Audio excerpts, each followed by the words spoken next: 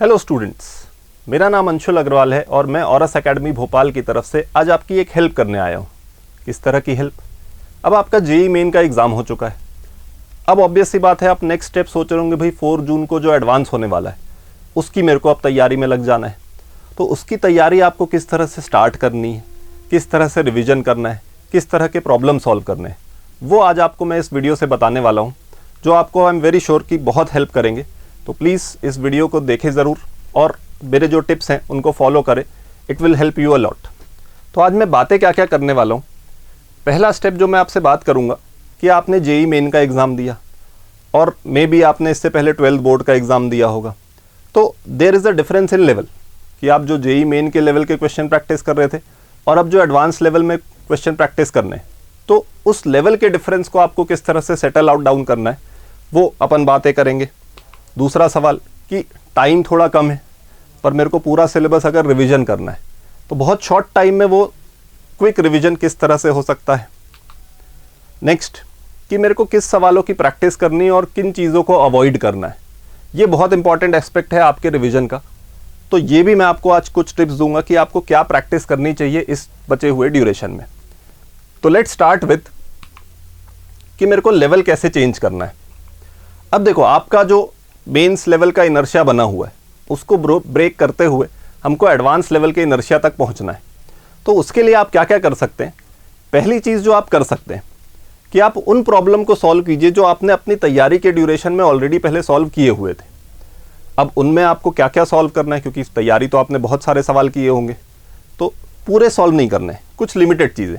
जैसे for example आपने concept of physics HCV लगाई होगी फिजिक्स में, तो उसके जो ऑब्जेक्टिव 1 और 2 है वो क्वेश्चंस आप लगाइए जो बहुत कंसेप्चुअल टाइप के होते हैं, जो कंसेप्ट क्लियरिंग में हेल्प करते हैं। बिल्कुल इसी तरह दूसरे सब्जेक्ट्स में भी आप ऐसे मल्टीपल करेक्ट क्वेश्चंस लगाइए जो कंसेप्चुअल होते हैं। तो होगा क्या, मेरे को एकदम स्टार्टिंग में बहुत प्रैक्टिस या बहुत डिफिकल्ट क्वेश्चंस नहीं बनाने, मेरे को अपने कंसेप्ट क्लियरिंग में ध्यान देना है, तो आपका उससे रिविजन भी होता जाएगा। तो इसलिए इस तरह के कंसेप्चुअल प्रॉब्लम से आप स्टार्ट कर सकते हैं।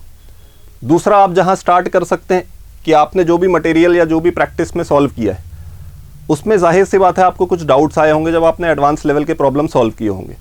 उन डाउट्स को रिविजिट कीजिए, क्योंकि जब आप देखेंगे कि भाई मैं उस समय किस लेवल पे खड़ा था और अभी किस लेवल पे खड़ा हूँ, तो आप एक कंफर्टेबल फील करेंगे कि हाँ मैं एडवांस को क्रैक कर सकता हूँ। तो बिल्कुल उन सवालों पर वापस जाइए जो एक टाइम पर आपसे नहीं बने थे, अब आपको उनको ट्राई करना है। तो आप अपने कंफर्ट जोन में रह के ही एडवांस की लेवल पे स्विच कर सकते हैं। एक जो गलती बच्चे करते हैं जो आपको नहीं करनी है कि एकदम स्टार्टिंग से ही लेंदी प्रॉब्लम बनाना स्टार्ट मत कीजिए कि भाई एडवांस का एग्जाम है तो बहुत लेंदी प्रॉब्लम सॉल्व करें। ऐसा नहीं होता है। आपको स्टार्टिंग में कुछ कंसेप्चुअल प्रॉब्लम या इस तरह के प्रॉब्लम से स्टार्ट करना है ताकि आपका कॉन्फिडेंस बना रहे।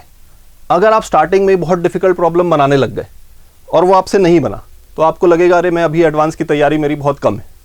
तो ये चीज़ आपको अवॉइड करनी है। शुरुआत में एकदम लेंदी प्रॉब्लम्स ना बनाएं, धीरे करके थोड़ा अपने लेवल को वापस गियर अप करें और फिर आप डिफ़िकल्ट प्रॉब्लम में आइए। अभी भी मैं बोलूँगा लेंदी प्रॉब्लम में मत आइए, क्योंकि जेईई जो अब रिसेंट टाइम्स में सवाल पूछ रहा है वो ट्रिकी होते हैं, वो बहुत लेंदी या बहुत कैलकुलेशन वाले नहीं होते।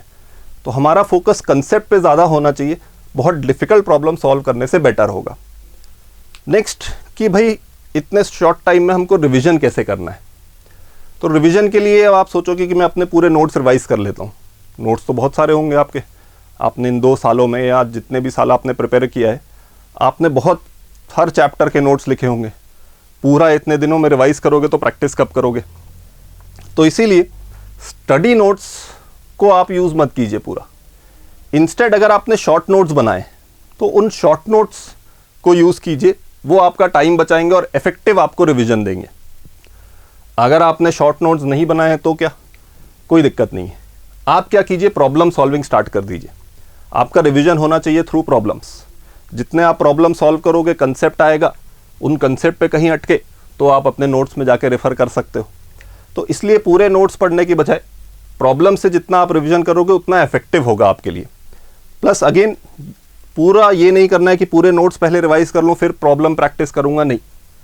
आप रिवीजन करते जाइए, प्रॉब्लम सॉल्विंग करते जाइए, अपने आप कंसेप्ट याद आएंगे और नोट्स आपको उतना ज़्यादा देखने की ज़रूरत नहीं होगी, क्योंकि आपने मेंस तो अभी दिया ही है, तो कंसेप्ट ऐसा तो नहीं है पूरे आपके लिए नए हैं। तो इसीलिए प्रैक्टिस पे ज़्यादा फोकस रखिए, वो आपको ज़्यादा हेल्प करेंगे। नेक्स्ट जो मैं आपको बता रहा हूँ, हर कोई आपसे कहता होगा कि एग्ज़ाम से पहले अपने को एकदम ऐसा नहीं कि वीक पॉइंट पे ध्यान देना है, आपको अपने स्ट्रॉन्ग पार्ट पे ही फोकस करना है।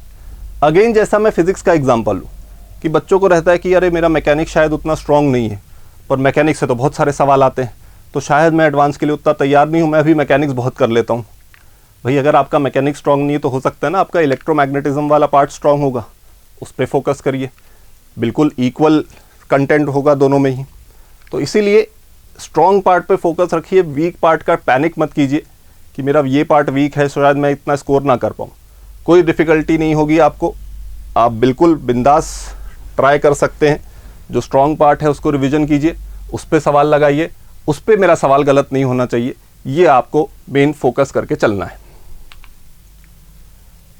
नेक्स्ट कि मैं सॉल्व क्या करूं इतने शॉर्ट टाइम में। ऑब्वियस ही बात है, आपके दिमाग में पहली चीज़ आएगी PYQ सॉल्व करते हैं, बिल्कुल करना है, पर उसमें भी एक स्ट्रैटेजी अपन बना के चलते हैं। अब जब आपने मेंस दिया होगा तो फुल पोर्शन के टेस्ट में क्या होता है कि लाइन से एक चैप्टर से ऐसे एक साथ क्वेश्चन आ जाए फिर अगला चैप्टर, ऐसा तो होता नहीं।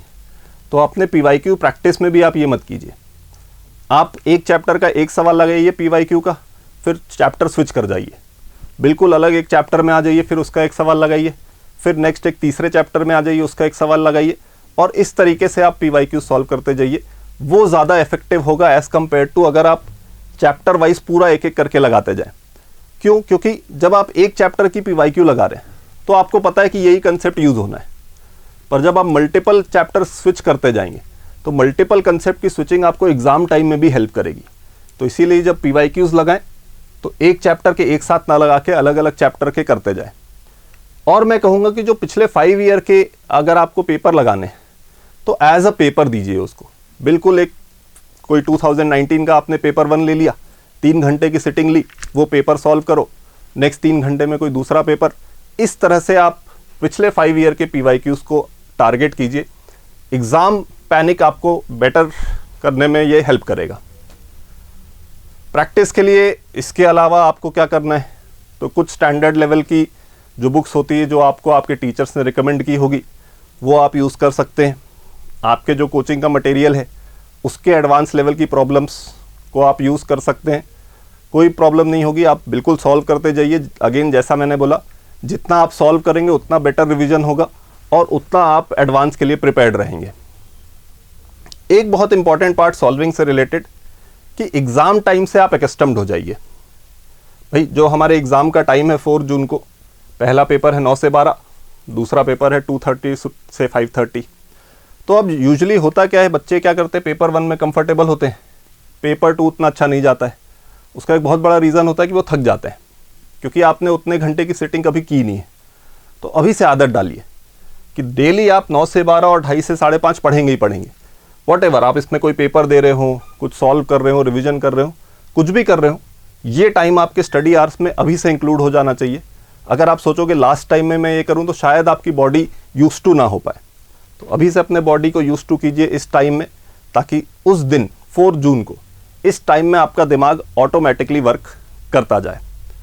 और बहुत इंपॉर्टेंट चीज़, सिलेबस ज़रूर देख लेना एक बार जेईई एडवांस का, क्योंकि मेंस और एडवांस के सिलेबस में डिफरेंस है। कुछ टॉपिक्स मेंस में है, एडवांस में नहीं है, एंड वाइस वर्सा। और इस साल एडवांस का सिलेबस भी चेंज हुआ है, तो गो थ्रू सिलेबस वंस, उसके हिसाब से अपनी तैयारी कीजिए। आई एम वेरी श्योर ये सब टिप्स आपको हेल्प करेंगी। और अगर आपको कोई भी क्वेश्चन है तो आप कमेंट में बिल्कुल ड्रॉप कर सकते हैं, हमारी टीम उसका रिप्लाई देगी। So thank you very much and all the best for the exam. Thank you.